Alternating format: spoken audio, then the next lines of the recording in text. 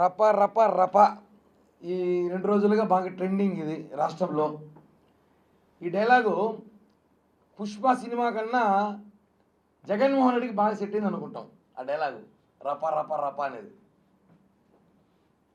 ఎలా ఉందంటే, వాళ్ళ కార్యకర్తల నాయకులు జాతరలోకి వస్తే, ఇప్పుడు మన రాయలసీమ ప్రాంతం ఉంది, మనం ఇక్కడ జాతరలు చేసుకుంటాం.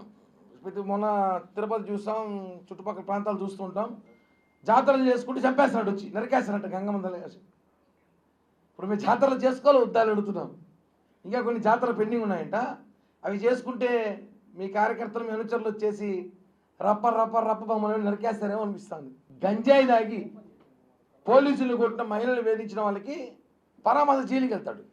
నాకు తెలిసి మళ్ళీ ఇతను పరామర్శ జైలుకి వెళ్తాడేమో, ఖచ్చితంగా వెళ్తాడు. వెళ్ళి ఆడపోయి సినిమా డైలాగ్ చెప్పొస్తాడేమో, రప్ప రప్ప రప్ప మనం తగ్గేదే లేదని చెప్పొస్తాడేమో.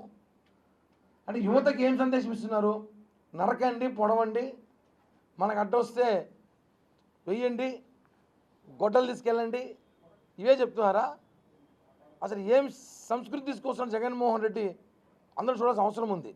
ఒక మాజీ ముఖ్యమంత్రి హోదాలో ఉండి అసలు అతను ఎవడో నిన్న పోస్టర్ పెట్టుకొని జగన్మోహన్ పర్యటనలో గంగమ్మ జాతరలో పొట్టేళ్ళు నరుకుతాడు. ఎవరు నరుకుతాడంట? ఎవరు నరుకుతాడు? ప్రజలే మిమ్మల్ని నరికారు మొన్న ఎన్నికల్లో. మీరు రుద్రా బాబు అని మీరు నరుకుతారని చెప్పి పోస్టర్లో పెట్టుకొని దానికి జగన్మోహన్ రెడ్డి సమర్థిస్తూ అతని మీద కేసు పెడితే, పోస్టర్ పెట్టుకుని అతని మీద కేసు పెడితే అతని మీద ఎందుకు కేసు పెట్టారు? సినిమా డైలాగ్ సినిమాలో బాగుంటుంది, మేము దాన్ని ఆనందిస్తాం. మీరు అల్లు అర్జున్ గారి సినిమా వాడుకోండి, లేదా పవన్ కళ్యాణ్ గారి సినిమా వాడుకోండి, ఏ హీరో సినిమా అయినా వాడుకోండి, డైలాగ్ మేము అభ్యంతరం పెట్టాం.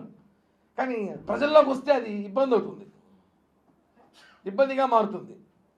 ఎందుకంటే పోస్టర్ల గురించి మీకన్నా ఎక్కువ నాకే బాగా తెలుసు కాబట్టి. ఎందుకంటే ఒక పోస్టర్తో మీరు నా మీద ఎలాంటి అలిగేషన్ చేస్తారు అందరికీ తెలుసు దేశంలో. కాబట్టి ఎందుకు చెప్తున్నా అంటే, యువతకి ఏం సందేశం ఇస్తున్నారు? ఇప్పుడు మా నాయకుడు పవన్ కళ్యాణ్ గారు డొక్కా సీతమ్మ క్యాంటీన్లో పెట్టే అవకాశం ఉంటే సేవా కార్యక్రమాలు చేయండి, ఉద్యోగాలు చేసుకోండి, బాగుపడండి, బతకండి అంటారు. ఈయనేం చెప్తున్నాడు?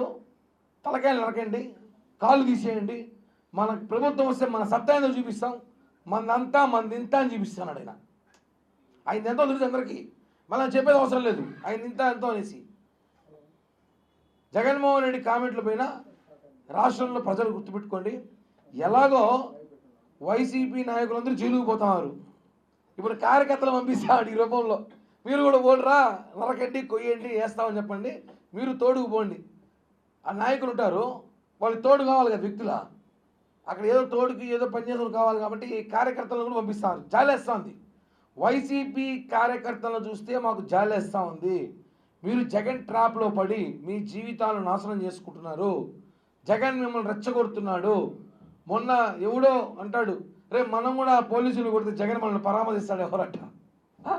ఇలాంటివే సోషల్ మీడియాలో అంటున్నాడు, మనం పోలీసులు కొట్టినా, గంజాయి బంగాయి తాగినా, అమ్మాయిలు చీరల మెట్లు ఆగినా జగన్మోహన్ రెడ్డి మనల్ని పరామర్శిస్తాడేమో అని చెప్పి సోషల్ మీడియాలో మాట్లాడుకుంటారు. జగన్ రావాలనుకుంటే ఇది ఒక కొత్త ప్రయత్నం అంట. అంటే ప్రజల్లో ఏం సందేశం ఇస్తున్నారు? మీ నాయకులను ఒక్కొక్కరి జైలుకి పంపిస్తున్నారు, ఇప్పుడు మీ కార్యకర్తలను పంపిస్తారా? నరుకుతారంట. ఎవరు నరికేది? ఎవరు? ప్రజలు అలాంటి నరికారు. జాతరలు చేసి నరుకుతారా? చెప్పండి. జాతరలు మరి చేయడం మానేద్దాం మేము అందరం. ఈ సంస్కృతిని ప్రజలే గమనిస్తున్నారు. ఆయన ప్రతిసారి ఒక పర్యటనకు వచ్చినప్పుడంతా ఒక కాంట్రవర్షియల్ చేస్తున్నారు. మానసిక స్థితి సరిగా లేదు జగన్కి, మంచి వైద్యం చేయించండి. వాస్తవంగా చెప్తున్నాను. అతను ఈ మొత్తం డబ్బులంతా దోచేసి ఆ కొలంబాలో గిలంబాలో పెట్టుకుంటున్నాడు. ఆడ పోతా అంటే అందరూ వరుసపడి పట్టుకుంటావారంట. ఆ డబ్బులన్నీ మళ్ళా తీసుకొచ్చేస్తారని భయంతో ఉన్నాడు, లేకపోతే నన్ను కూడా జైల్లో వేస్తారని భయంతో ఉన్నాడు తెలియదు. కానీ జగన్మోహన్ రెడ్డి మానసిక స్థితి సరిగా లేక ఆయన మాట్లాడే మాటల్ని ప్రజలు గమనిస్తున్నారు. కాబట్టి మీ జనసేన పార్టీ తరపు ఒకటే చెప్తున్నాం, మీ కార్యకర్తల్ని అదుపులో పెట్టుకోండి. ఇష్టం వచ్చినట్టు మాట్లాడితే చూస్తూ ఊరుకునే ప్రభుత్వం మీలాంటి ప్రభుత్వం కాదు. ఇక్కడ ఈ గవర్నమెంట్లో లా అండ్ ఆర్డర్ చాలా స్ట్రిక్ట్గా ఉంటుంది. మేము కేసు మీ మీదే కాదు, మీకు తెలుసు టీడీపీ కార్యకర్త ఒక అతను మాట్లాడినందుకే అతన్ని జైల్లో పెట్టారు, మీకు అందరికీ తెలిసే ఉంటుంది. సోషల్ మీడియాలో మీ సతీమణి గారి గురించి మాట్లాడినందుకు ఆమెని, అది అందరూ తెలుసు. కిరణ్ అతను ఏడున్నాడు, ఇంకా బెయిల్ వచ్చిన తర్వాత కూడా తెలియదు. అది ఏమైంది, కేసు తెలియదు పాప అతనిది. అంటే మా దాంట్లో అలా ఉంటే సిస్టమ్ అది. మీరు రెచ్చగొట్టి కార్యకర్తల్ని నరుకుతాం, కోస్తాం, చూస్తామంటే ఇదేమి ఈ సంస్కృతి ఇదేమి పాకిస్తాను, ఆఫ్ఘనిస్తాను, బలూచిస్తాను ఏదో స్థానాలు కాదు. ఇది ఆంధ్రప్రదేశ్.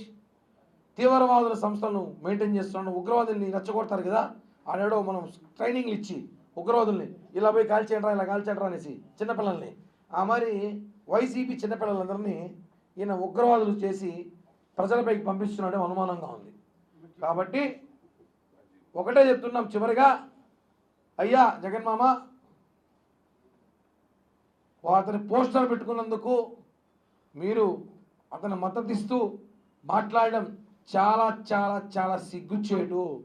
ఒక రాష్ట్ర మాజీ ముఖ్యమంత్రి అయ్యిండి రౌడీల్ని, గూండాల్ని, రేపిస్టుల్ని, మర్డర్లు చేసే వాళ్ళని ప్రోత్సహించడం కరెక్ట్ కాదు.